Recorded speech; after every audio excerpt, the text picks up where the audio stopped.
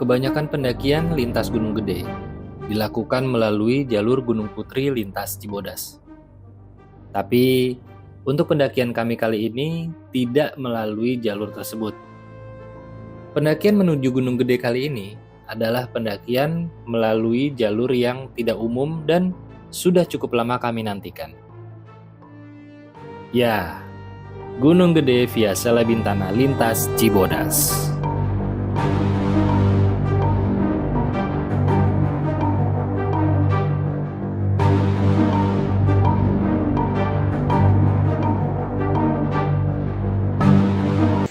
Baru masuk ke kantor Bumi Perkemahan Baru Halimun.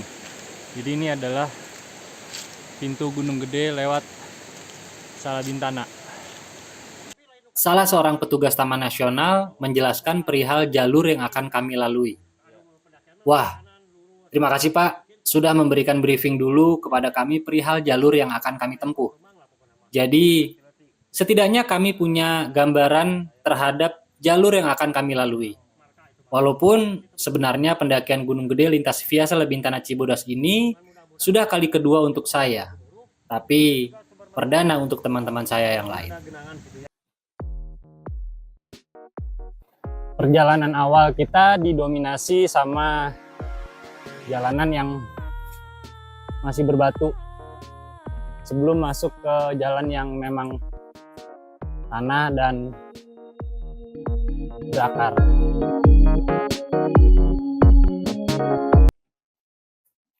Citingar. Wow. 1172 mdpl. Udah setengah perjalanan, lebih sedikit kalau kita lihat dari map. Ini ada yang tahu kotoran apa, teman-teman? Sepinya hutan dan harum aroma khas hutan hujan tropis sangat-sangat terasa. Karena memang jalur ini sangat sepi pendaki. Untung juga sepi dari pacet. Karena jalur ini biasanya dikenal dengan jalur 1000 pacet. Mungkin karena sedang tidak musim hujan dan jalurnya sangat kering. Jadi pacetnya sedang bermigrasi mencari daerah yang lembab. Akhirnya sampai juga di Ciletik 2358 mdpl.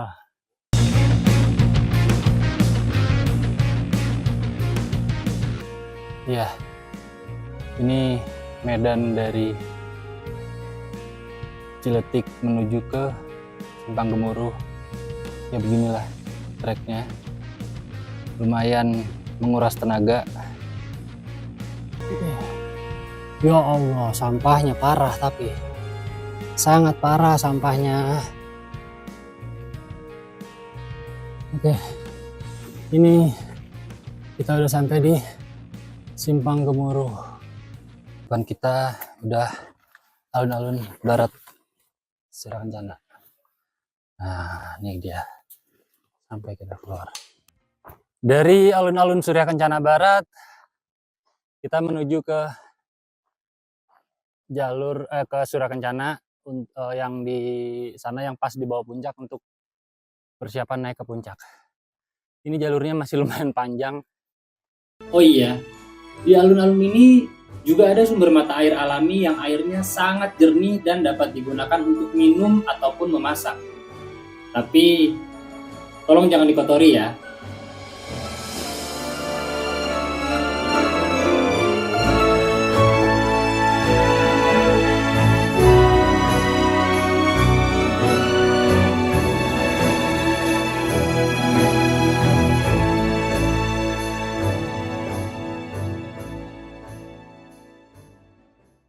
Gunung itu indah, pendaki gunung itu gagah. Pacaran dengan pendaki gunung itu anugerah. Manusia yang gak berguna itu sampah. Woyo, jumpa lagi dengan saya Sugi Kiting. Kita mau bahas yang mungkin hal gak terlalu penting, tapi daripada kita pusing, lebih baik kita sharing. Kali ini saya kedatangan teman lama. Teman lamanya siapa? Silakan. Perkenalkan diri. Monggo. Nggak lucu kalau gue kenalin. Oke, perkenalan. Iya. Oke, gua Yoga, tapi teman-teman sih dulu sering manggilnya Penyo. Tapi ya bebas lah panggil apa ya. Ya intinya gue tuh pengen ada keresahan aja sih di gua. Keresahan gua tuh salah satunya tuh melihat pendaki-pendaki sekarang tuh kok terlalu banyak ya yang gampangin gitu loh. Maksudnya apakah tidak ada edukasi dulu sebelum mereka melakukan pendakian atau apa gitu. Itu yang jadi keresahan gua saat ini, karena ya kita kan sering kali lihat juga ya di medsos, di yang viral-viral itulah ya, yang mengenai sampah juga banyak banget, kecelakaan di gunung juga banyak gitu kan. Itu yang kadang-kadang juga etikanya juga kadang kita lihat juga kok nggak ada etikanya banget sih gitu pendaki-pendaki sekarang gitu loh. Kenapa ini bisa terjadi gitu? Makanya gue jadi berpikir seberapa penting sih pendidikan dan pelatihan buat pendaki gunung itu sebenarnya sebelum kita melakukan pendakian itu seberapa penting sih pendidikan dan pelatihan itu. Itu sih kurang lebihnya. Kita dulunya sebelum jauh nih. Gue kenal lu di mana ya? Waktu SAR ini ya. SAR di Citiis Ciapus. Ya, betul di situ. SAR Ciapus yang ada apa namanya? Si survivor ditemuin juga di atas tuh yang ada gitar. Ada gitar. Gila, gitar bisa sampai puncak gunung. Itu tahun berapa ya? 2001 ya? Kalau nggak salah. 2000. Kan gue masuk, gue dengar berita tuh dari siapa, terus gue datang ke situ. Itu udah hari ke berapa ya? Udah hari ke-5 juga gitu. Iya. Duluan gue apa lu tuh? Kayaknya duluan gue, karena saat itu gue lagi di Sukamantri. Waktu itu kan masih ada almarhum Kang Ucup. Iya. Lu bareng sama si ini ya? Siapa? Almarhum Ujang. Bukan si Tukul. Tukul. Iya, Tukul juga. Berarti bareng dong naiknya. Bareng. Sama cuman gue saat itu lagi pas di sana. Unas. Anak Unas, iya. Anak Unas juga. Iya, Himpala Unas. Ambon dan kawan-kawan. Ambon, iya. Ambon, Hafri, Iya. Atmo. Itu bareng mereka. Emang satu tim ya? Nggak satu tim sih, cuman karena dulu kan gue sering nongkrong di sana di Sukamantri dan bukan pas ngesarnya itu ngesarnya satu bareng gue satu tim kan? Bareng.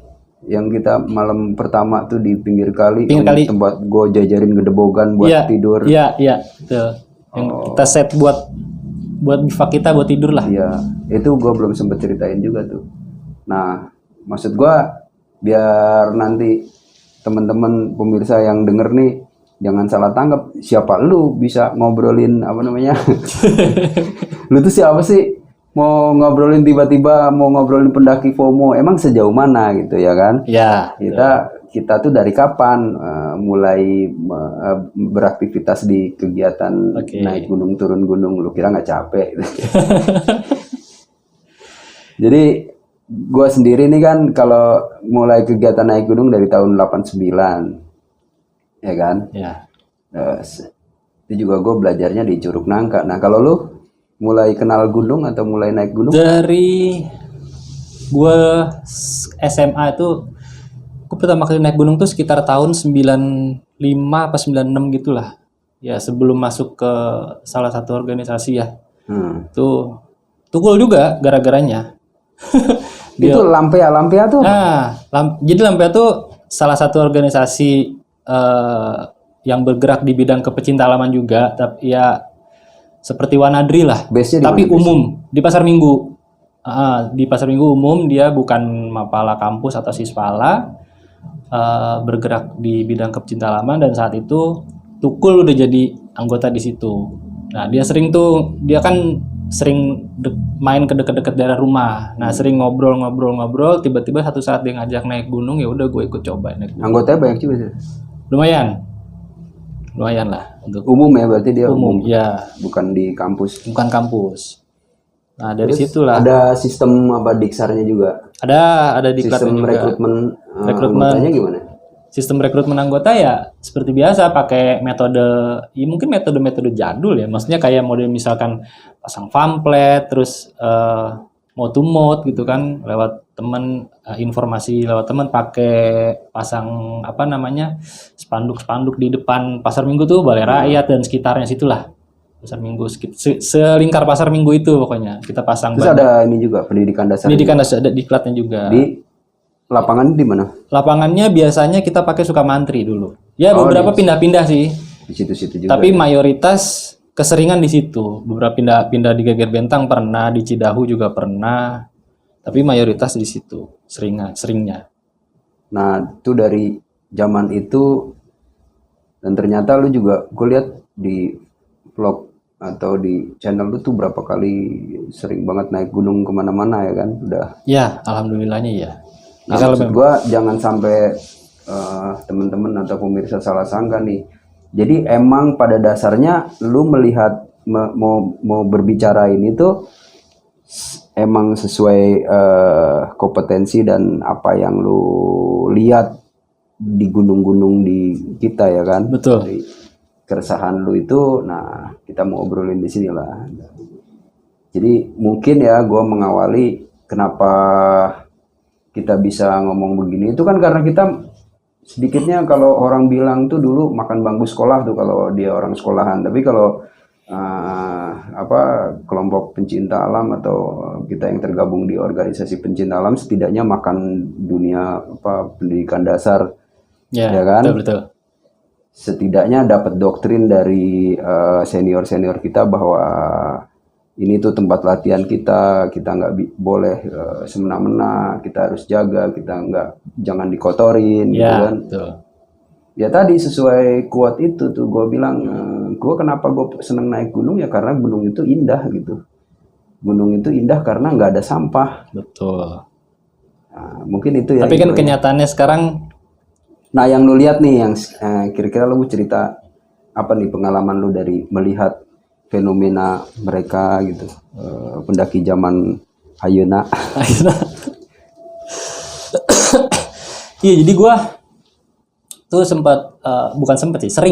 sering kali ya, karena ya udah cukup lumayan, ya nggak tahu ya, gue cukup ngerasa lumayan agak lama juga sih udah naik gunung kan. Adalah perbedaan saat dulu masih mungkin bisa dikatakan kalau dulu tuh kan naik gunung buat gue itu kayak jadi hal yang rutin gitu. Mungkin dalam setahun tuh mungkin bisa lebih dari 10 kali dalam setahun lebih. Jadi sebulan tuh bisa 2 kali, 3 kali sebulan tuh. Saat itu karena situasi kondisinya ya masih kuliah, masih bisa banyak waktu lah. Tapi setelah lulus kuliah udah mulai kerja, udah agak-agak jarang tuh kan naik gunung, paling nyempetin cuti. Nah ternyata perbedaan itu gue lihat signifikan banget, jauh gitu. Mas jauhnya tuh gini, dulu tuh kita kalau naik gunung tuh kan sering kali kayak misalkan yang paling simpel banget deh, tegur sapa. Iya. Sesama pendaki. Iya. Itu pasti udah hal yang sangat lumrah banget lah mas, tegur sapa, saling ngobrol, bahkan saling tukeran nomor. Bahasa basinya tuh nggak main-main gitu. Iya betul, bahkan minimal kalau ini ngopi-ngopi sini dong, berhenti dulu lah, apa kita pasti kenalan dan minimal setengah jam tuh gitu. Iya betul. Sekarang udah hilang tuh yang begitu, yang gue rasain ya. Itu sekarang udah hilang. Mungkin hilang banget enggak, kalau pas ketemu sama orang yang memang sama-sama apa ya, sejiwa ya. Baru tuh klop tuh, ngobrolnya lama tuh enak, tang tuh enak. Tapi ketemu yang pendaki-pendaki sekarang tuh nggak gitu. Ketemu tuh ya mereka mungkin bahkan bertegur sapa pun aja kayaknya berat deh. Bang, ini. Ya udah, nyelonong aja gitu, nyelonong. Iya, mungkin kesimpulannya itu mereka yang nggak mengenyam tadi, yang nggak mengenyam pendidikan dasar, yang naik gunungnya dari si A ikut si B atau ikut si C gitu. Jadi cuma cari istilahnya, mungkin istilahnya apa ya, cari selfie lah ya. Cari selfie. Atau ada istilah sekarang tuh apa? FOMO. Ya. Ya. Nah, itu kan ada jenjang waktu nih. Gue bisa ngobrol gini nih karena kan berarti kan 10 tahun dari 90-an sampai ke 2000 ya. Ya. 2000 sampai 2010. 2010 sampai 2020. Nah, sekarang berarti gue 30 tahun nih ngerasain gradasinya, perbedaan-perbedaan. 10 tahun awal nih begini nih. Belum zaman medsos, belum zaman Android, belum ada, belum punya akun, belum punya gitu. Nah, sekarang kayak orang tuh bedanya mungkin itu ya, pada mau eksis. Betul. Sebenarnya kalau eksis mungkin ya. Dulu juga kita naik gunung, gua rasa lu Buat juga pasti eksis. dulu kita juga naik gunung, lu juga gua rasa juga pasti punya lah dokumentasi. Iya. Iya kan? Iya, Pasti Pak. Ya, jadi naik gunung dulu tuh kalau nggak ada Bukti otentik. foto ya nggak ada bukti, Iya. hoax gitu. Iya. Sekarang disebutnya hoax ya, bohong, lu bullshit aja. Iya. Bahkan dulu ya, cuman ini kan harus dibuang jauh-jauh. Dulu tuh kalau wah bohong lu udah ke Gunung Gede, sampai harus ngumpetin Edelweiss tuh Iya, setangkai iya. gitu. Nah, kalau sekarang kenapa udah nggak perlu, karena itu bisa dibuktiin pakai foto kan? Pakai foto, betul. Semua. Sekarang setiap HP aja udah punya foto. Dulu tuh kalau begitu pun karena terpaksa lupa membawa kamera atau enggak bawa. Karena dulu masih pakai roll film. Roll film Kodak. Iya. Isi 24 kalau nggak 36. Nah, itu emang namanya naik gunung untuk eksis, iya, emang itulah salah satu tujuannya. Tapi lama-lama kan lu pasti atau gua pun punya. Akhirnya ada sesuatu yang diambil maknanya tuh. Maksud gua kalau gua mengenal naik gunung itu kan berarti lama-lama gue bisa mencerna, oh naik gunung tuh ternyata filosofi kehidupan kan. Ya. Filosofi kehidupan ya, dunia kerja, dunia usaha, kita ngerintis sampai ya pasti, bukan pasti ya, kadang ada yang langsung sukses naik gunung. Gue aja sampai 4 kali naik tuh gagal sekali, gagal lagi sampai 4 kali baru nyampe puncak. Jadi kerja pun mungkin begitu, mencapai karir tuh, mencapai puncaknya tuh pasti ada usaha yang berat, proses yang berat. Nah, sampai di puncak pun kita kan pasti sadar tuh bahwa nggak mungkin lu berada di puncak terus. Tiba-tiba, ya kan dingin lah, inilah, ya. dan ada waktunya lu kita harus turun gitu. Ya. Nah, itu kan bukan ibarat, itu filosofi kehidupan banget kalau orang sadar itu. Ya, jadi kalau yang gue rasain itu ya seperti itu. Kalau dulu kan kita tuh naik gunung tuh selalu ya tadi tegur sapa. Terus kita juga kan sudah dibekali gimana sih caranya untuk naik gunung yang enak, nyaman, aman. Ya kan? Dari mulai cara packing carrier. Sampai manajemen perjalanan, sampai mengatur ritme perjalanan, sampai kita ke puncak, sampai kita pulang lagi gitu kan. Itu kan semua sudah diperhitungkan dengan matang gitu kan. Nah, kalau yang gue lihat di yang sekarang ini nih, ya gue nggak tahu ya apakah karena mereka juga karena gini, gue pernah dapat statement tapi gue lupa dari siapa ya. Sekarang mah naik gunung nggak perlu repot, lu nggak perlu lagi lu ikut pendidikan segala macam, open trip banyak. Nah, gue tidak menyalahkan open trip, tidak. Tapi maksud gue memang open trip banyak, lu punya duit, siapapun bisa naik gunung. Dengan lu punya duit banyak, lu bayar open trip, naik loh. Tapi kan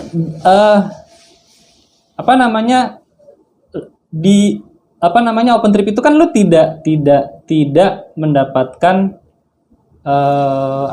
sesuatu yang bagaimana lu harus bersikap di saat situasi kondisi yang yang istilahnya yang faktor X lah ya, yang tidak terduga. Kan yang ada di gambaran mereka kan naik gunung cuma jalan, terus sampai puncak, foto-foto, terus turun buka tenda kayak gitu kan. yang indah-indahnya aja. Tapi ketika menemukan trouble di tengah perjalanan, itu apa yang harus mereka lakukan? Itu yang mungkin tidak mereka dapatkan Ya. jika mereka tidak melakukan tidak mendapatkan tidak didapatkan kalau mereka tidak mengikuti pelatihan-pelatihan. Ya, artinya mereka tidak dapat bekal edukasi yang baik Betul, gitu kan. betul. Itu yang dan sekarang gue lihat juga kok mindsetnya bisa seperti itu. Berarti menurut gua nih ada pandangan gua ya. Ya memang sih orang bisa punya duit, bisa ikut open trip, bisa ikut paket trip ini, trip itu. Nah, artinya ini kan ada kemarin kita ada bahas tuh masih Jali. Jadi ada beberapa pihak, terutama ada dua belah pihak. Satu pihak pengelola gunung itu sendiri, bukan pengelola ya, pengurus. Yang mengurusi gunung itu misalnya kayak Gunung Gede itu ada pihak Taman Nasional, gitu kan. Ya. Itu kalau dia memaintain gunung itu secara baik kan ini jadi income yang bagus, terus bisa terkelola dengan baik. Satu dari institusinya. Nah, yang kedua nih manusia-manusia yang bikin open trip, nanti suatu saat kita mungkin akan ngobrol dengan apa ya, orang yang punya kompetensi itu, misalnya trip operator atau bahkan kalau di kita kan sekarang ada APGI itu. PGI ya. Ya, Asosiasi Pendaki Gunung Indonesia. Pemandu Gunung Indonesia. Nah, mungkin nanti dari APGI kalau berkenan ya, kita ngobrol di situ apa sih sebenarnya yang dia. Nah, itu kan dia harus operator-operator itu yang menurut gua ya harus agak sedikit punya rasa tanggung jawab terhadap lingkungan, terus mengedukasi tamu yang dia bawa, perilakunya dan sebagainya sehingga semuanya punya rasa tanggung jawab gitu, karena karena mereka sudah mencari nafkah di situ. Ya, betul. Ya kan? Ya, setuju kalau itu. Nah, itu sih pendapat gua. Terus di selama ini yang lo lihat mungkin pasti akan bersinggungan langsung ya, bertemu langsung dengan mereka. Betul. Kalau gua sekarang kan mungkin dari dulu gue jarang banget gitu, kecuali bawa tamu lewat jalur-jalur umum. Tapi kalau jalan-jalan sendiri ya selalu menghindari atau lebih enak tempat-tempat yang belum gue tahu. Jadi gini, gue pernah punya pengalaman gini. Salah satu pengalaman gue waktu gue ke Kerinci. Jadi di Kerinci itu kan pos 1, pos 2, pos 3, shelter 1, shelter 2, shelter 3. Gue berangkat dari bawah itu camp di shelter 1 ceritanya. Nah, dari shelter 1 gue mau langsung tembak puncak nih. Jadi gue camp di situ malam-malam sekitar jam 12 sampai jam 1 ya. Jam 12 kalau nggak salah. Karena jaraknya masih jauh, kan biasa orang di shelter 3, gue dari shelter 1. Karena jaraknya jauh, jadi gue start dari jam 12 malam untuk summit. Di situ, di shelter 1 itu ada juga yang barengin gue. Dia itu teman-teman pendaki dari teman-teman Padang, dari Padang. Ada sekitar 5 apa 6 orang gitu ya. Laki-laki semua sih. Pas gue udah siap-siap, jadi gue itu berdua sama teman gue di situ. Gue jam 12 itu gue siap-siap. Ayo berangkat yuk. Nah, kita mau berangkat nih. Mereka nih diriin tendanya deket-deket sama gue juga. Dia juga lagi udah siap-siap. Bang, mau jalan ya? Mau summit ya? Iya. Bareng dong. Ya udah yuk, gue bilang. Bareng ya udah bareng ya. Gue kan pasti gue kalau summit tuh pasti gue bawa depek, temen gue bawa depek gitu kan. Yang isinya itu ya udah perlengkapan kita bawa summit supaya kita ini safety gitu kan ya. Ya ada air, ada makanan, ada kompor, ada nesting, ada flash sheet gitu kan. Yang pokoknya perbekalan kita selama summit tanpa beban inilah intinya gitu kan. Makanan juga banyak, obat-obatan. Tenda lu tinggal di... Tenda tinggal. Obat-obatan juga gue bawa, P3K gitu kan. Semua, pokoknya lengkap lah dalam carrier gue berdua ini. Berangkat kita teh. Jadi gue ber-8. Gue berdua, anak ini ber-6. Perjalanan. Belum ada setengah perjalanan. Belum nyampe. Kan abis shelter 1 itu ada pos bayangan baru, shelter bayangan baru shelter 2. Abis itu baru shelter 3. Baru Tugu Yuda baru puncak. Sebelum sampai pos bayangan itu yang teman-teman dari Padang nih melambat gerakannya, melambat. Ada satu orang yang melambat dan dia sakit. Sakit nggak cuma sekedar sakit gitu. Jackpot. Tar dulu. Dibilang itu, tar dulu tungguin. Lah, gue bilang karena jalannya bareng gue dan kebetulan gue di belakang, di depan gue. Mau nggak mau gue berhenti dong. Gue berhenti saat itu kan. Gue bilang kenapa? Gue bilang kok masuk angin kali. Gue bilang gitu lah. Bawa ini nggak? Bawa obat-obatan nggak? P3K gitu kan? Nggak bawa bang. Ya udah gue kasih nih. Gue keluarin P3K gue kasih minyak kayu putih lah segala macem untuk ini dia. Terus gue tanya, lu udah makan belum? Gue bilang gitu kan. Tadi sebelum jalan. Belum bang. Ya udah lu makan dulu lah. Gue bilang lu bawa makanan nggak? Nggak bawa bang. Wah, mulai nih. Ya udah, bikinin air hangat lah. Gue bilang bikin teh lah, masak dulu lah. Itu temen lu udah kayak gitu kondisinya gitu kan. Udah jackpot, udah duduk, udah rebahan gitu. Udah rebahan, udah lemes lah intinya kan. Gak bawa kompor bang. Wah, kata gue, lu serius gak bawa kompor? Yaudah nih bawa kompor gue. Mana air lu sini? Dari berenam, cuman bawa air berapa tau gak lu? 1 botol aqua gede. Itu dipakai buat berenam. Itu pun udah diminum sama dia selama perjalanan itu sampai temennya joprak itu. Udah tinggal setengah. Ini bang, ini cuman segini air lu. Gak ada lagi. Kan karena gue lihat di mereka nggak ada yang bawa tas, lenggang, bener-bener lenggang, semuanya lenggang, nggak bawa apa-apa. Nah itu mereka start dari mana tuh? Dari bareng gue, shelter 1. Dia tinggal juga di situ tendanya. Semua ditinggal, orang lenggang, nggak bawa apa-apa. Oh ngecamp bareng berarti di Ngecamp bareng, deketan sama gue. Udah akhirnya, wah lu parah lu, gue bilang. Ya udahlah akhirnya gue bilang sama temen gue sini air dah, keluarin dah 1. Keluarin gue masakin, bikin teh.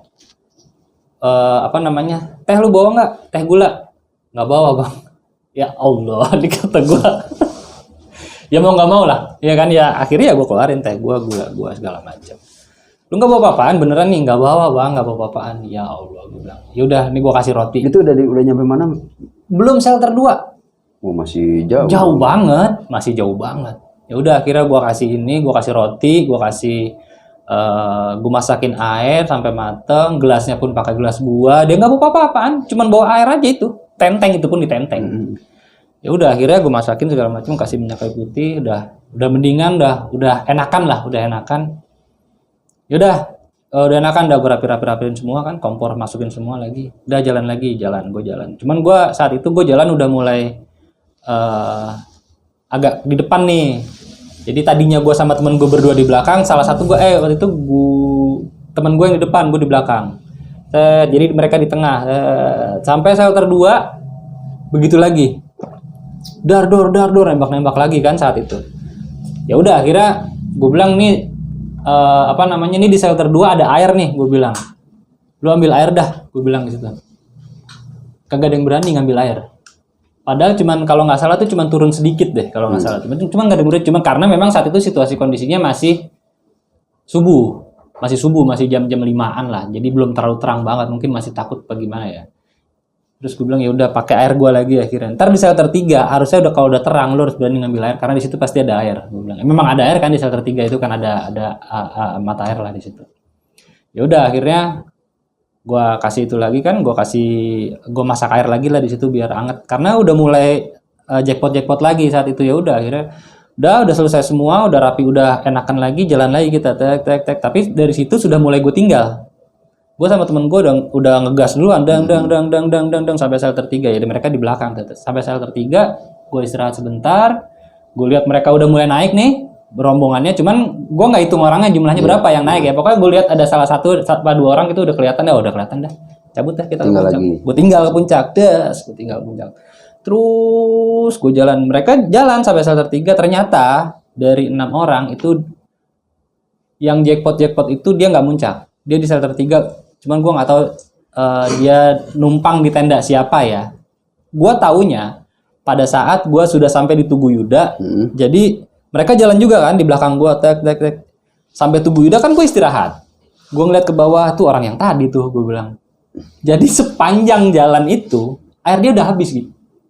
Yang dia bawa itu sudah habis. Setiap ketemu orang turun, dia minta air. Minta. Wih, kata gue gila nih orang. pede amat kata gue kan. Ya nggak salah sih minta, cuman maksudnya kalau sepanjang jalan minta mulu kan juga gimana gitu kan. Sampai di Tugu Yuda, gue tanya, temen lu mana yang tadi sakit? Nggak naik bang, dia di setter 3 numpang di tenda orang, dia bilang gitu kan. Numpang di tenda orang, numpang istirahat, tidur. Oh gitu, ya udah. Terus dia duduk aja di situ. Lu nggak ada rokok nih, gue bilang. Rokok dulu, istirahat. Sebelum gue muncak, gue memang udah persiapan matang kan teman-teman. Gue bawa agar, bawa apa yang dijadi udah matang. Wah, gue makan dulu di situ teman-teman. Gue makan agar. Sini gue bilang, ini makan agar, gue bilang. Enggak bang. Jadi kayak malu-malu. Karena dari tadi udah gue support terus mungkin ya. Dia jadi rada nggak enak mungkin ya.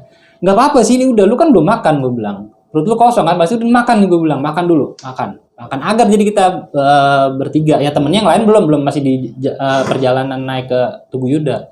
Makan udah, akhirnya gue selesai udah makan, udah enak, udah nyantai, baru gue cabut ke atas tuh. Gue turun lagi, setelah gue turun lagi tuh dari puncak, langsung gue turun Tugu Yuda, gue turun dong sampai di shelter 3 lagi tuh. Gue lihat temennya masih tidur di tenda orang ternyata. Ya udah, gue tinggal. Cuman maksud gue udah dari situ udah gue lepas, karena gue pikir udah siang, udah rame lah orang ya, udah nggak malam-malam kan gelap, nggak ada orang, susah mungkin, karena gue pikir udah siang, udah rame, teman-teman juga ada. Ya udahlah, gue tinggal. Udah, gue cabut teman gue. Nah maksud gue dari kejadian itu gue akhirnya menyimpulkan, emang begitu ya sekarang naik gunung modelnya gitu. Maksud gue persiapan itu tahun berapa tuh kira-kira lu? 2000 berapa ya? Belasan udah. Dan 17 apa 16? Apa artinya udah zaman ini, udah zaman sih, udah zaman medsos lah. Oh ya, udah banget. Berarti kan ya kita bisa nyimpulin kayak gitu kan, ini orang beneran nggak belajar ya. Ya, itu maksud gua. Ini kan segitu mudahnya informasi bisa dicari gitu, dipelajarin. Nah, taruhlah kita malas baca pun kita bisa lihat YouTube gitu. Betul, kan. iya. Ya itu akhirnya tadi itu pelajaran kehidupan, filosofi kehidupan ya. Tadi naik gunung, filosofi kehidupan. Kita ketemu yang seperti itu kan akhirnya filosofi kehidupan juga, bahwa di dunia nyata yang benernya nih, di biasa kita di kehidupan biasa itu namanya ya mental nekat yang akhirnya menjadi pengemis gitu. Ya. Ya kan begitu. Ya. Soalnya orang nih dari kampungnya nekat, ya ini analoginya mendaki gunung kan. Ya. Nekat ke kota besar mengadu nasib gitu kan. Ya. Yang akhirnya mengadu nasib itu tapi tanpa bekal gitu, tanpa persiapan, tanpa dia belajar yang cukup. Taruhlah misalnya dari daerah mau ke Jakarta, dia mau mengadu nasib di Jakarta gitu kan. Karena dia nggak belajar yang cukup, nggak punya bekal yang cukup, akhirnya ngegembel tuh, minta-minta lah di Jakarta lah, inilah itulah, kerjaan yang nggak bener gitu. Ya. Ya ngerepotin orang akhirnya. Nah, itu kan itu satu pelajaran banget. Pelajaran banget itu. Makanya gue bilang, kok gitu sih dalam hati gue ya. Gue ngobrol sama teman gue, akhirnya gue mengevaluasi lah sama teman gue setelah gue sampai balik ke tenda lagi shelter 1. Kok begitu ya? Apakah apa memang sekarang sudah seperti itu orang-orangnya? Perasaan dulu kita nggak gitu deh. Maksudnya persiapan kita tuh harus, dan gue selalu tekenin setiap pendakian gue, setiap mau summit itu, bahkan sebelum summit dari bawah pun pasti gue cross check ulang, gitu kan. Kita harus cross check ulang pasti dong sebelum kita, ya katakan terakhir kali kita cross check ulang tuh pasti di base camp lah, sebelum naik lah. Pasti kita cross check ulang semua kan, ini semua logistik udah bener belum. Dan itu mereka berenam ya? Berenam. Masa 6-6-nya ini nggak ada? Itu dia, masa dari 6-6-nya semuanya. Ada yang berlaku sebagai leader gitu ya? Iya. Leader tuh dia kan akan lihat teman-temannya atau pesertanya yang dia bawa kan. Iya. Sejauh mana nih orang, dan dia pun sebagai leader kan punya tanggung jawab yang lebih. Harusnya dalam satu kelompok tuh itu ada itu tuh. Harusnya gitu kan ya, itu makanya gue bilang kan seberapa penting sih, tadi balik lagi ke yang keresahan gue itu, seberapa penting sih sebenarnya pendidikan dan pelatihan untuk pendaki gunung. Ya menurut gue sih pribadi itu sangat penting. Dan kalau maksudnya gini, kalau memang lu senang sama mendaki gunung, kegiatan outdoor ini, ya lu ikut kalau memang lu statusnya masih sekolah atau masih mahasiswa, ya lu ikut kegiatan itu Iya, gitu betul. kan, cinta alam. Jadi lu naik gunung nggak cuma sekedar naik gunung, tapi lu punya basic minimal itu, ya kan, tahu apa yang harus dilakukan, tahu bagaimana harus bersikap, tahu etikanya harus gimana. Kalau buat yang mungkin sudah lulus kuliah tapi dulunya nggak pernah ikut hal itu, mungkin bisa juga melalui, kan sekarang banyak banget ya sekolah-sekolah gunung ya, pelatihan-pelatihan kayak Ya gitu. pengen gua sih, oke lah kalau males banget gitu menganggap ini komunitas pendaki gunung atau organisasi yang di kampus atau organisasi yang di luar kampus dengan mindset, wah gua nggak mau lah ikut ini ikut itu, disiksa lah di ini segala macam. Iya, pasti mindsetnya gitu. Iya, padahal di situ tuh ya wajar lah, bukan disiksa, namanya proses belajar tuh ada pahit getirnya kan. Ya, betul. Nah ini yang mereka mau instan tuh, yang nggak mau dia laluin. Oke, Iya, kadang iya. gue masih toleransi sih, masih wajar. Tapi lambo ia belajar gitu dengan adanya teknologi ini kan lo bisa lihat nih. Betul. Nah, informasi udah lebih mudah didapat. Ya. Kalau kita kan dulu, dulu nyari informasi itu kan lewat majalah, lewat koran, gua jadiin clipping kan, gua baca berulang-ulang nih. Kalau apa kayak gua dulu dapat dari majalah mode tuh, mengobat jerawat di Gunung Papandayan tuh, yang nulis anak SMA 1 kan dari Palasi itu berulang-ulang sampai gua clipping. Jadi suatu saat gue ini jadi bahan pelajaran gua. Oh kalau mau ke Papandayan itu begini. Ya. Jadi dari Jakarta tuh ke Garut, dari Garut tuh ini transportasinya sekian gitu kan, kita tuh ongkos aja udah di prepare kan. Ya. Itu dari segi itu. Terus alat-alatnya nih di sana tuh ada kawah yang bisa air hangat yang kita bisa mandi di situ buat ngobatin jerawat segala macam. Nah, kan bukan cuman itu, di situ tuh dingin dan segala macam. Jadi perlengkapan yang harus kita bawa itu kan gue belajar dari baca itu tuh. Belum ada dunia, belum ada apa namanya digital lah, iya, digital. dan itu di situ pun gue belum ikut organisasi, belum ikut pendidikan dasar, belum mengenyam ini itu gitu. Setidaknya sekarang kok jadi pemalas gitu ada. Dan itu salah satu ya. Gue pernah juga ketemu itu setelah ada film 5 cm nih. Gue terus terang aja kak, gue kritik film ini karena film ini bagus, cuman mengeksploitasi keindahan alam Semeru tuh. Betul. Di situ. Tapi edukasinya Yang sangat nggak ada. minim. Contoh sangat minim nih. Mungkin yang paling sederhana aja lah. Tiba-tiba mereka janjian ketemuan dengan nantilah tempatnya kita nih. Terus tiba-tiba ketemuannya di stasiun Senen gitu kan. Ya. Dengan bawa keril yang kempes-kempes tuh. Itu nggak ada pelajaran edukasi yang apa, lu mau kemana nih? Bawa apa? Kan harus disosialisasikan dulu. Woi, kita mau ke Semeru nih ya. Semeru tuh ketinggiannya 3.676 gitu misalnya kan. Itu dingin. Nanti di sana kita mesti ke Malang, dari Malang ke Tumpang, Ranupane dan seterusnya kan harus disosialisasikan oleh si leader itu kan. Itu kan nggak ada di film itu. Nggak ada. Nah, akhirnya mereka bawa asal-asalan gitu kan. Iya. Nah, banyak yang nyontoh dari situ kan. Iya. Banyak banget yang nyontoh dari situ. Jadi mereka cuma jalan karena berdasarkan melihat view aja yang bagus, ya udah mereka jalan aja dengan harapan ya, gue nggak tahu ya yang ada di bayangan mereka itu, maksudnya pada saat mau melakukan pendakian ke gunung itu mungkin indahnya aja kali ya yang Ya terpikir. itu makanya si yang dieksplor tuh yang diekspos tuh si Ranu Kumbolonya yang begitu indah, apa namanya, Kalimatinya. Ya tiba-tiba bayangin kita di Kalimati tuh, mereka kan ada di film itu udah kehabisan air, tapi tiba-tiba dapat air gitu. Dari mana? Iya, kan proses ngambil air tuh jauh di sumber mani dan segala macam, itu kan satu edukasi yang lo berarti air tuh harus di-manage juga, dibawa sekian orang butuh sekian liter, apa dasarnya? Iya. Kan gitu. Dasarnya adalah kebutuhan air, kebutuhan tubuh manusia tuh dalam beraktivitas sekian liter, setiap manusia harus bawa sekian liter, tanggung jawabnya kan gitu. Iya, betul.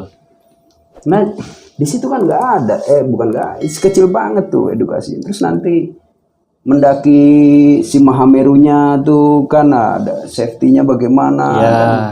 Nah, Sehingga jidatnya kena apa namanya, kejatuhan batu, tuh teknik teknik jalannya bagaimana. Dan ini akhirnya kan film itu hanya mengekspos keindahan, orang-orang kepincut tanpa persiapan. Satu hari pernah gua anak gua, istri gua tuh nemuin pendaki yang begitu di pos 2 tuh dengan keril yang berat meleot ya, Bentuk packingannya. ya, terus akhirnya dipackingin ulang sama istri gua tuh. Ya akhirnya kok enak ya Bu. Emang kalian dari mana? Oh ini Bu, saya sudah nonton film ini terus kita pengen ke sini. Lah ini alat-alat dari mana? Semuanya rental. Dan setelah itu pun di di Ranu Kumbolo tuh, gue lihat tenda bagus-bagus berdiri, hanya ada satu tenda yang pelentat-pelentot. Iya tenda dia itu. Gitu. Ini kan akhirnya kejadian gitu. Dan memang boomnya dunia pendakian gunung tuh sejak itu tuh kan. Iya betul. Karena perbedaannya sangat signifikan banget sebelum dan sesudah film itu nongol. Banget. Akhirnya menyerang kemana-mana tuh. Gunung-gunung lain gitu kan. Nah, jadi dengan viralnya film itu tidak dibarengi dengan sistem di setiap gunung-gunung favorit kita nih, ya misalnya Gunung Gede, Semeru itu sendiri, terus Rinjani itu gunung-gunung favorit yang itu tuh nggak disiapin bakal meludaknya si pengunjung ini. Iya betul. Gitu. Nah akhirnya sampai sekarang kan ya itu banyak juga sebenarnya contoh-contoh lain selain persiapan teknis, itu kan persiapan teknis semua isinya ya. Etika. Ya. Etika juga kan beda ya Gi. Iya banget. Dari yang dulu sama sekarang. Contoh paling simple. Kalau merhatiin di sosmed, ada kan kemarin tuh di mata air di Surya Kencana. Ya. Nah ini kan gini lah. Pengen gua nggak pernah diajarin kencing di aliran air itu. Iya. Nggak pernah gue. Selalu cari gue kalau di hutan ya. Nah, gue baru tahu di hutan itu lu pernah lihat gak pohon itu belakangnya di mana? Yang lu kencingin itulah belakang pohon. Gue mau kencing di mana? Itulah di belakang pohon tuh. Nah, selalu kencingin baru lu tahu itu pohon belakang. Jadi bagian belakang ke pohon itu tempat kencing lah ya. Ya minimal mencari tempat yang tersembunyi dan bukan di aliran air. Di aliran air tuh yang ada di otak gue tuh ya. Ini etika ya. Etika tuh gini. Ini kita berada di tempat yang tinggi. Ini air bakal mengalir ke bawah. Betul. Wah, dengan nggak apa-apa lah. Itu kan nggak akan nyampe bawah. Ya pala lu bau menyan. Secara etik aja, ini kita udah salah nih. Terus menerus begitu. Ya, akhirnya kita nggak heran kalau misalnya sungai-sungai kita di manapun tuh sekarang orang buang sampah sembarangan, buang tinja sembarangan. Nggak menghargai gitu. Nah, dari gunung pun di situ harusnya ini semua mudah-mudahan orang semua belajar ya. Anggap itu gunung. Kalau lu analogikan gunung ini adalah di satu rumahmu tuh ada ada toren air. Itu gunung itu adalah toren air. Torennya di atas. Jadi sungai-sungai yang mengalir ke bawah itu adalah pipa air dari toren. Dia ada yang masuk ke kamar mandi, dia ada yang masuk ke tempat cuci piring, dia ada yang di depan untuk menyiram tanaman. Jadi kalau aliran sungainya itu dikotorin, ya kan, sama dengan lu mengotorin pipa air yang masuk ke rumah-rumah itu.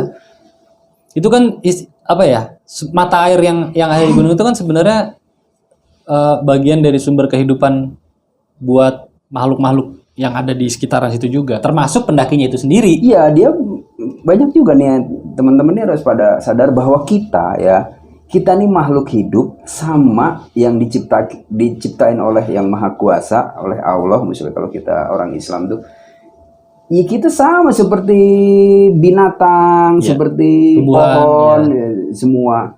Cuman bedanya kita dikasih otak gitu doang yang bisa untuk berpikir. Mikir. Itulah maksud gue, kok sekarang begitu ya, perasaan dulu ya nggak gitu sih caranya. Ya kalau kita mau buang air buang air, mau kencing ya tadi lu bilangnya balik pohon. Mau buang air besar ya lu gali lubang apa segala macem gitu. Betul. Kan. Tutup lagi tapi jangan nggak ditutup juga. Tutup lagi, dirapihin lagi, dibersihin lagi gitu kan. Nah, terus masalah sampah, apa susahnya sih? Gue nih gue perhatiin bule tuh waktu di Rinjani. Are you smoking? Ya. Dia rokok, taruhlah mereka ngerokok Marlboro tuh. setelah rokoknya habis pun dia nggak buang, dia Iya. kantongin. Iya. Nah, zaman sekarang kan kalau dulu gue punya celana naik gunung tuh kanan kirinya, sampai sekarang gue pun kalau naik gunung pakai celana yang senengnya tuh begitu, yang ada kantong samping kanan kiri. Minimal puntungan rokok ini gue taruh di kantong gitu. Sama. Gue juga Kalaupun gue melakukan itu. lupa, nih ntar pasti akan dicuci oleh laundry dan akan dikeluarin dari saku itu. Tapi dikeluarin dari saku itu kan udah di rumah gitu, udah di tempat laundry, bukan di gunung gue buang sembarangan. Betul. Ya, sama, gue juga melakukan itu. Maksudnya gue ya karena kita perokok ya. Rokok di gunung ya, setelah selesai puntungnya nggak mungkin gue buang di sembarangan, pasti gue matiin, Ya itu habit. masuk kantong gue. Itu ya jadi kebiasaan sih. Akhirnya Kadang jadi kalau gue kebiasaan. takut gue teledor, akhirnya gue beli rokok pun kalau buat ke gunung tuh rokok yang tidak berfilter gitu. Supaya, supaya udah selesai bisa gue potek hilang gitu. Ya istilahnya apa? Terurai lah ya. Iya, dan akhirnya kita juga semua tahu tuh, misalnya kita mau buang air besar. Dulu zaman belum sampai gue pernah punya cerita lucu tuh gini.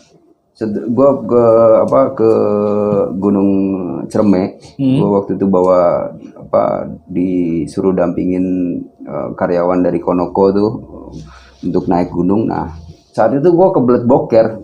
Makanya gue lari duluan supaya nggak bisa, ini masih ada rombongan di belakang kan. Gue jauh-jauh tuh udah lari duluan karena gue pengen boker. Nah, gue cari semak belukar. Zaman itu belum, gue ada tisu, tapi tisu tuh dibawa sama si porter kan. Gue kelupaan juga, di ransel gue nggak ada tisu. Nah, gue taruh ransel terus gue buang air besar. Satu saat, lupa tisu ya, pakai ini kan. Kalau pilihan gue tuh kalau nggak batu, ini batu kan susah tuh, karena di semak belukar. Ya daun kering, daun. Yang akhirnya gue salah ngambil daun tuh, daun jelatang gue pakai buat cebok air panas. Nah, maksud gue ada etika-etika. Sekarang pun orang pada setelah itu gue baru, pakai tisu basah ya, keren ya pakai tisu basah ceboknya. Nggak mikir tuh tisu basah, ternyata begitu diteliti nggak akan hancur-hancur. Lu akan lebih baik pakai tisu kering atau lu basahin tuh. Ya kan sebentar juga paling lu kena hujan itu 2 minggu, 3 minggu, sebulan hancur. Tapi tisu basah itu, karena tisu basah setahu gua kalau nggak salah tuh ada kandungan plastiknya ya. Iya, itu pasti lama banget itu. Nah, orang kan lebih baik setelah itu kan si kotorannya itu kan kita mau pup tuh gali dulu, setelah itu ditutup gitu. Kucing lah. Kayak gitu ya. Kucing. Si tisunya ya ilmu kucing. Iya. Tisunya juga bukan tisu basah, tisu kering pun kalau kita pendem langsung, nah itu kan terurainya juga cepet gitu. Iya, kalau tisu kering. Sekarang tuh setiap pojok-pojok di Surya Kencana, terus di Kandang Badak, wah itu isinya tuh tisu basah.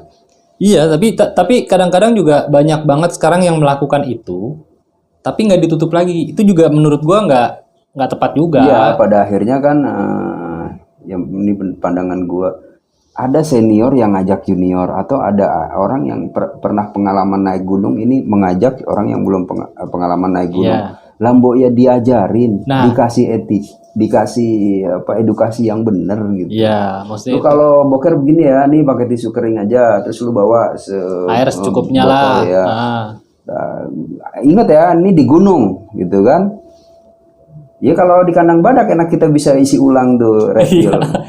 Kalau pas di Cerme, gunung yang jarang air. Iya intinya gitu.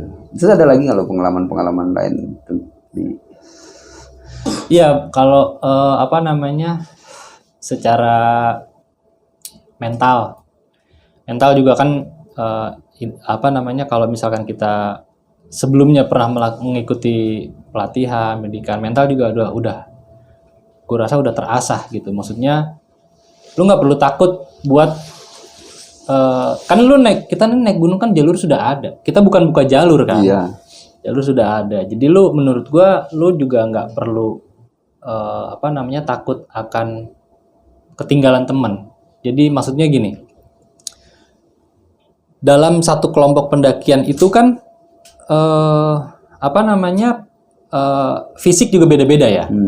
Ada yang bisa cepat, ada yang jalannya memang standar segitu-gitu aja gitu, atau bahkan ada yang lambat banget. Ada satu kejadian, gue pernah juga ngalamin itu waktu ke perahu kemarin tuh. Jadi gue berlima kalau nggak salah. Yang muncak cuman bertiga. Yang muncaknya bertiga, gue, 2 orang teman gue. Nah, yang satu ini jalan memang agak lambat, mungkin karena fisik ya, capek segala macam. Tapi ketika ya kita kalau jalan tuh kan pasti nggak mungkin dong sepanjang perjalanan kita tiga-tiga tuh kiri gandengan gitu kan, pasti ada depan belakang pasti begini kan jalannya kan. Tapi nggak akan jauh-jauh banget juga gitu. Kalaupun jauh, yang depan pasti nunggu. Nggak mungkin diterusin terus dung ditinggal, bener-bener ditinggal, nggak mungkin, sangat tidak mungkin. Kalau yang gua jalanin selama ini sih gitu ya, nggak akan gue tinggal temen gua sampai sejauh sampai wah bodo amat gitu, nggak akan. Pasti gua ketika pas gua jalannya duluan, ada di satu titik pasti gue nunggu sampai teman gue tuh sampai Ngumpul semua. ngumpul dulu lagi semua, istirahat bareng-bareng, ya udah jalan lagi gitu kan, pasti seperti itu. Iya. Tapi saat kejadian itu teman gue ini jadi seperti agak ngambek ya mungkin ya. Wah lu ninggalin aja lu gini segala macem. Ya gue juga nggak akan ninggal lu lah. Gue bilang gue pasti gue tungguin, nggak mungkin gue nggak tungguin. Gue bilang gitu. Iya tapi kan gue yang ngambek lah ini. Nah ya akhirnya ya udah ya bareng. Balik lagi lah tuh, gue udah nyampe puncaknya, gue balik lagi, gue tuh ngecamp di Bukit Rindu. Setelah balik lagi ya udah akhirnya ya gue sih nggak mempermasalahkan macam-macam. Cuman gue dalam hati gue berpikir ini cuma masalah mental sebenarnya. Jadi dia ketakutan kalau misalkan ditinggal terus terjadi apa-apa sama dia. Kalaupun terburuknya gue duluan agak jauh, terus gue nunggu sampai setengah jam nggak nyampe, sejam nggak nyampe, 2 jam nggak nyampe, pasti gue susul. Nggak mungkin gue tinggal, nggak mungkin gue, pasti kan kita susul gitu kan. Itu sudah menjadi, pasti lu juga pasti ngelakuin hal yang sama dong. Iya, karena kalau gue ada teman yang begitu dalam satu rombongan, itu selalu gue akan lebih dulu untuk menghilangkan kejenuhan gitu kan. Iya, betul. Terus tujuannya menghilangkan kejenuhan. Terus kalau enggak, kenapa gue duluan? Itu gue akan prepare di depan, gue duluan, terus nanti di sana gue akan prepare, gue keluarin alat masak, terus gue keluarin air, terus gue bikin air, masak air, buat bikin minuman anget kan gitu. Jadi mereka begitu datang nih udah ada panas. Itu tujuan gue gitu. Terus kalaupun nanti gue curiga, oh ini orang lama bener gitu, sampai gue tungguin belum nyampe juga, itu pasti akan gue sweeping tuh, gue bawa lagi. Pasti kita balik, pasti kita Itu udah mental kita yang tumbuh tuh begitu. Itu mental kan, itu bicara mental kan. Nah maksud gue ketika yang pendaki-pendaki sekarang nih melakukan pendakian, mungkin salah satunya itu yang nggak mereka dapat kalau mereka tidak pernah mengalami atau mengenyam diklat ataupun pelatihan selain diklat lah ya. Mungkin kalau mereka sudah tidak sempat ikut diklat karena mungkin sudah bekerja atau sudah apa, mungkin ada pelatihan yang seharusnya mungkin mereka bisa ikuti kalau memang dasarnya mereka suka. Iya. Kalau mereka mungkin pernah mengikuti, mereka mungkin pasti dapat lah pelajaran-pelajaran kayak gitu mengenai etika, mengenai mental, mengenai teknis pendakian dan segala macam, pasti mereka dapat gitu kan. Nah itu yang nggak pernah mereka dapat, dan ketika dihadapkan dengan situasi seperti itu bingung sendiri gitu. Nah itu gue sangat menyayangkan itu sih sebenarnya, hal-hal kayak gitu. Karena gini, ini mungkin ya, ini pengamatan gue, satu orang udah males ikut-ikutan organisasi. Betul. Kepecinta alaman di kampus kah di luar. Iya. Terus lebih suka yang instan iya. Open trip, ikut temen ini itu. Nah, Kenapa orang malas ikut diksar dan segala macam, ikut organisasi karena ada diksarnya, takut disiksa. Himbauan gue sih buat organisasi-organisasi itu, mindset ini kan orang udah terlalu dulu tuh banyak banget berita-berita tentang ikut pendidikan dasar ini siswanya sakit, terus siswanya sampai meninggal gitu. Jadi momok gitu. Jadi itu jadi bayangan-bayangan yang mengerikan. Cobalah dirubah. Gua kadang metodenya. cobalah dibikin yang enjoy tapi edukasinya banyak. Nah, pakai sistem mentoring gitu. Mungkin yang gua nggak tahu tapi gua dengar-dengar sistem pendidikannya tuh kayak Mapala gitu kan. Nah, jangan coba cari format atau sistem yang kita bikin enjoy. Naik gunung tuh asik gitu. Tapi di balik asiknya itu apa yang harus di-prepare kan? Iya. Kita ajak itu junior kita calon anggota jogging kayak apa gitu dengan latihan fisik yang benar yang kita atur gitu. Tujuannya apa? Supaya nanti fisiknya terbina, terus begitu naik gunung udah enak nih, udah enteng gitu Iya. kan. Di sela-sela latihan fisik kita ajarin dia untuk perkenalkan dengan alat-alat pendakian, gitu. Di sepatu yang baiknya apa, celana yang bagusnya bagaimana, yang mudah kering dan sebagainya, pakaian ke atas tuh apa, kaos yang bagaimana, terus jaketnya dan segala macam sampai ke topi. Terus di ransel tuh gimana tips-tips memilih ransel Iya, betul. sesuaikan dengan tubuh kita. Nah itu kan edukasi tuh perlengkapannya dikenalkan dengan baik. Kalau udah fisiknya bagus, nah skillnya udah juga dikasih tahu, diajarin, diedukasi, kasih pelajaran tentang apa sih? Oh perlu ini teknik navigasi, ya kan? Lalu perencanaan perbekalan. Ya. Kenapa makanannya ini sebabnya apa? Karena kita berkegiatan di aktivitas yang tinggi, perlu kalori yang bagus, yang memadai, cara ngukur kalori itu begini gitu kan. Sehingga kita naik gunung tuh nggak lemes gitu. Satu, badan kita memang udah dilatih, terus perbekalan kalorinya yang cukup, perlengkapan yang memadai, kita tidur tendanya benar, Nyaman lah. nyaman, sleeping bagnya nyaman, matrasnya juga proper, packingnya juga bagus, nah tuh enak tuh. Lalu baru kita kasih edukasi tentang lingkungan, bahwa sekecil apapun sampah ya kan, kita kantongin. Makanya fungsi celana dulu tuh, celana lapangan kantongnya kanan kiri gede tuh minimal buat itu. Terus di samping carrier kita kan ada tuh yang buat setting kecil ya. Gerenjeng tuh apa jaring. Taruhlah di situ. Bawalah pokoknya prinsipnya tuh misalnya tentang sampah tuh apa yang kita bawa dari kota balik lagi ke kota gitu. Termasuk makanan kan kita makan ya boker ntar di kota gitu. Nah mungkin itu sih Om. Iya. Sama ini Gi, gue juga gue kalau naik gunung sama teman-teman ya gitu ya. Gue paling bawel banget tuh masalah makan. Pernah nggak lu nemu orang yang, gue nggak bisa sarapan nih. Pernah kan? Pernah. Aduh, ini banget, capek banget ngantuk. Ada gue sama lebih senior lah orang. Dia tuh vegetarian tuh kalau naik gunung makannya buah ini, aduh kalori dari mana nih kan? Karena beda. Lu kalau di rumah boleh lah tapi di gunung ini kan lu butuh tenaga tuh yang makanan yang berkalori tinggi cepat diolah tubuh kan.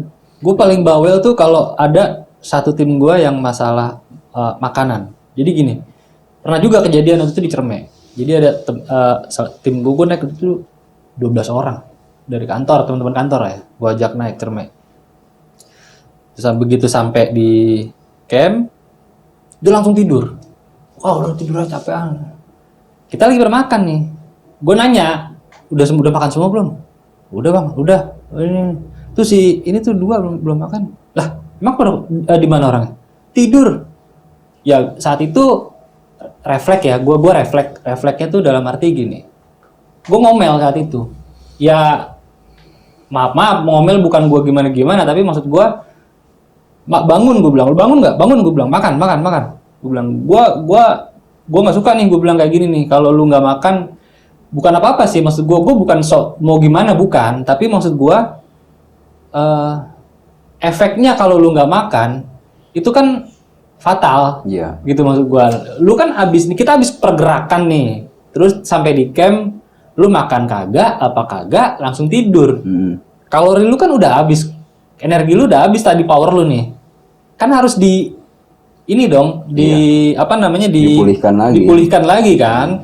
Nah, kalau lu kagak nggak memulihkan itu kan, lu ya bisa efeknya bisa kemana-mana gitu kan. Itu yang gue bawelin.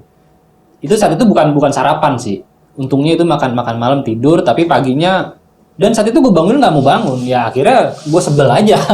Paginya tapi gue ngomel lagi sama temen gue itu. Gue sekarang makan walaupun akhirnya ya dimakan juga. Nah, ada Iya. juga kan kalau yang lebih fatal lagi adalah ketika mau summit nggak sarapan. Itu fatal banget kalau menurut gua karena ketika lu summit pagi-pagi itu lu mau berangkat ke puncak, lu kan butuh tenaga. Iya. Iya kan? Kalau lu nggak sarapan tenaga lu dari mana? Walaupun katakan gua nggak biasa sarapan, Bang. Tapi gue juga nggak bisa bohong kalau lu mau bergerak, lu butuh tenaga. Sekarang tenaga bisa lu dapet dari mana kalau bukan dari makanan? Mau nggak mau lu harus makan, suka nggak suka lu harus makan. Kalau lu di kota, lu nggak sarapan terserah lu deh, gitu kan? Ya sakit pun juga gampang, rumah sakit banyak Iya. atau memang. Tapi ini kan situasinya di gunung, kita mau bergerak gitu kan, butuh tenaga. Kalau lu nggak sarapan, dapat asupan power dari mana? Iya. Kalau sakit akhirnya ngerepotin semua orang. gitu kan. Itu loh maksud Nah gua. itu hal-hal kayak gitu. Jadi gue suka merhatiin begini. Ini ada satu habit yang dirubah nih sama teman-teman naik gunung. Dulu tuh gue salah. Ya akhirnya karena belajar itu, jadi gue berusaha nyari yang benar tuh gimana. Itu dulu kalau anak-anak Jakarta ya, gue belajar naik gunung di Gunung Salak lewat Curug Nangka tuh, yang ke Salak 2. Itu semua kebanyakan naik kan sore tuh, malam ya kan, ngejar summit. Iya. Itu menurut gue sekarang tuh salah. Jadi kayak ini ada habit yang dirubah. Semua aja mau hal-hal mistis apa segala macam itu karena habit yang dirubah, karena merubah satu kebiasaan. Ya akhirnya gini, gue setelah ikut pendidikan dasar gue sadar bahwa oh iya ternyata baiknya tuh siang dipakai siang, malam dipakai malam. Betul. Artinya gini, saatnya malam, sore ya kita harus prepare nyari tempat yang asik, buat diriin tenda, api unggunan, masak gitu, dan makan yang kenyang, makan yang bener. Jadi prinsip gue tuh kalau ke gunung tuh gini, nyaman, makan enak, tidur nyenyak gitu kan. Iya. Tenaga balik lagi pulih. Makanya ada tips-tips gini, kalau kasih tahu aja misalnya teknik atau tips memilih perbekalan, ya kan? Iya. Buat pribadi nih, lu cari selera yang bener-bener lu sukain, jangan yang aneh-aneh. Kayak gue dulu dikasih, wah kita ke gunung bawa spaghetti, ya Allah, gue biasa gado-gado, suruh makan spaghetti nggak bisa, nggak masuk gitu. Hamburger yang aneh-aneh gitu. Iya. Jadi satu prinsip itu, tidak asing di lidah, ya kan? Yang apa kita biasa enak kira-kira di gunung kita bakal apa ya? Mau masak nasi nanti cara masaknya juga dikasih tahu, porsinya juga kita belajar dulu tuh, bikin nasi jangan sampai gigih, jangan sampai nggak matang tuh, kan ada caranya tuh. Kalau masak nasi sampai tanaknya enak, terus lauknya taruhlah kita memang sengaja bawa yang paling enak misalnya, tapi yang sesuai dengan ini rendang lah, kan itu bisa diangetin nggak berarti. Misalnya orek tempe ini, terus diatur gitu. Oh ini makan pagi, ini makan buat siang. Siang tuh biar kita cepet, nggak terlalu masaknya lama, kan? Jangan mie instan terus tapi apa gitu kan, bisa ntar malam yang enjoy ini lah, waktunya lama, agak panjang. Kita bisa mengolah sayur sop apa gitu, sudah kita prepare tuh. Nah maksud gue itu perhatiin kalorinya, kecukupan kalorinya, sehingga kita naik gunung nggak bete, tetap ini turun gunung juga fit. Udah mau fisik kita dilatih, makanan kita terjamin enak gitu, terpola, nggak merubah habit. Rata-rata kan kalau kita dengar cerita-cerita horor tuh di konten horor, itu kan karena menyalahi habit. Iya. Harusnya malam buat istirahat, jadi malam ngeliat curi gitu kan. Malam ngeliat hantu, ya itulah gitu. Ya sebenarnya itu karena salah satu halusinasi dan segala macam, karena mungkin kosong perut apa segala macam. Iya banyak faktor, dulu lapar ya kan, naiknya malam, kedinginan, ngantuk, berebut sama oksigen sama tumbuhan, nggak ngelihat pemandangan, ada banyak faktor itu yang harus dirubah. Ya akhirnya dapetnya cerita horor, bukan cerita menyenangkan, pemandangan indah dan segala macem. Padahal naik gunung tuh indah ya. Iya harusnya gitu. Asik banget maksudnya. Itu sih. Nah semoga sih ini sih didengerin ya, kita ngecapluk tapi ada maknanya lah. Ya. Apapun yang. Ya sebaiknya apa yang kita bawa dari kota kita balik lagi bawa ke kota. Kan kita cuma makan isinya, ya kan? Iya. Mie instan ya kita makan isinya. bungkusnya bawa lagi lah Bungkusnya pulang bawa ke kota. pulang.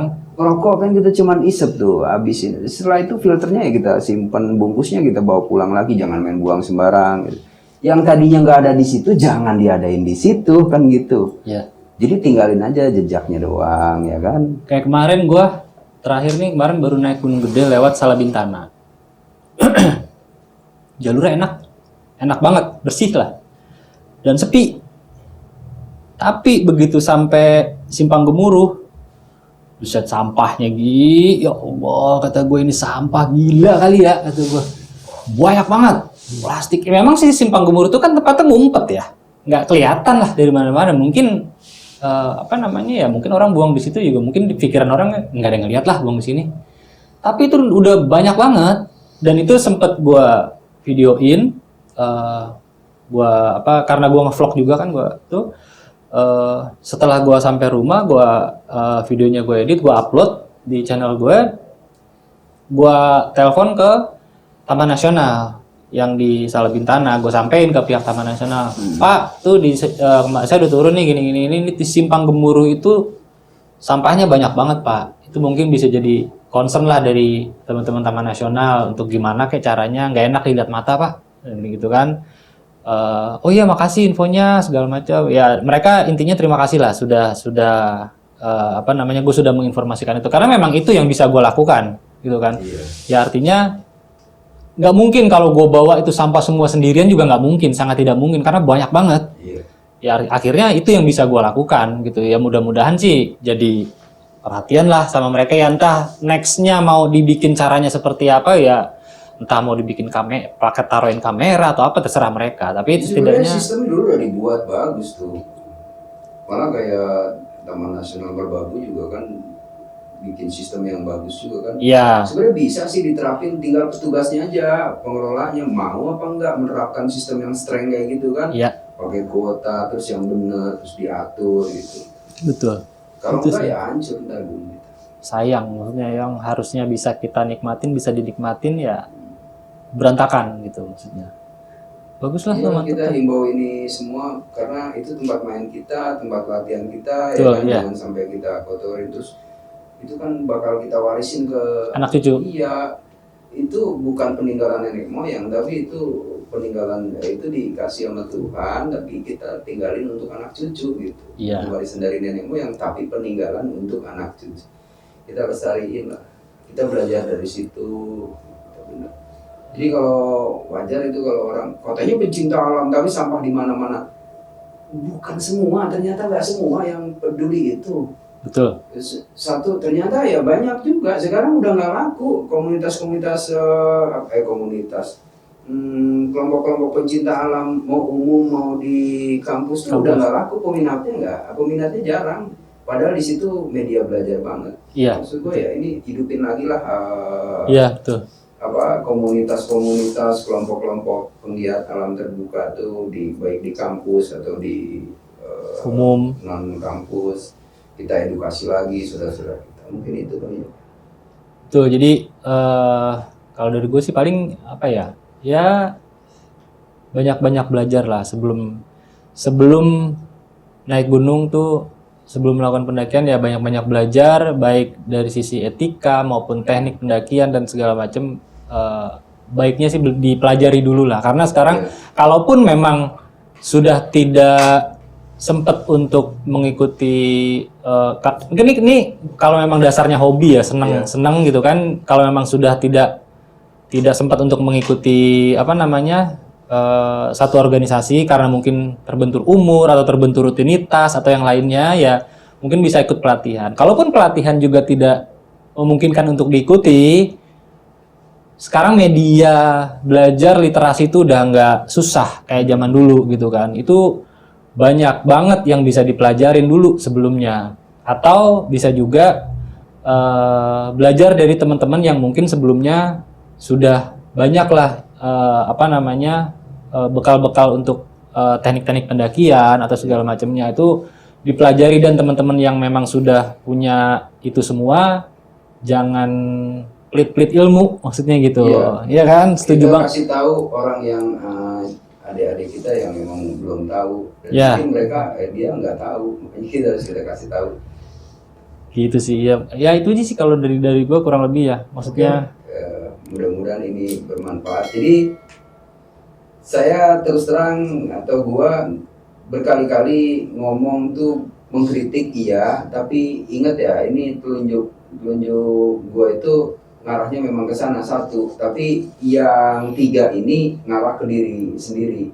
Jadi gue nggak cuman begini, tapi ini lebih tiga ini lebih ke diri sendiri. Artinya semoga gue selalu akan introspeksi diri bahwa tuh. omongan bukan cuman omongan, tapi omongan itu akan berbalik ke hati kita sendiri, ke diri kita sendiri. Silakan kritik kalau memang gue pernah tuh naik sama Sugi jorok banget. Iya monggo diketik aja. Lu apa? Jadi kita saling kritik supaya nanti semuanya akan terbangun kebaikan. Gue terus terang ini hobi naik gunung itu karena gunung itu indah dan gunung itu tidak ada sampah tadinya. Jadi kalau sekarang ada sampah ya gue jengah mendakinya dan sudah tidak menarik lagi karena yaitu, dan gunung ini adalah jadi daya tarik tersendiri. Bisa untuk berwisata, bisa untuk belajar, bisa untuk introspeksi diri dan sebagainya. Mari kita jaga gunung kita sampai akhir hayat. Kita ngobrolin lagi di Ngopi Petang berikutnya dengan narasumber siapapun yang mau speak up, berbicara di sini. Ayo kita bedah sama-sama. Jangan lupa kalau yang suka dengan channel ini, mohon perhatiannya untuk subscribe. Assalamualaikum warahmatullahi wabarakatuh.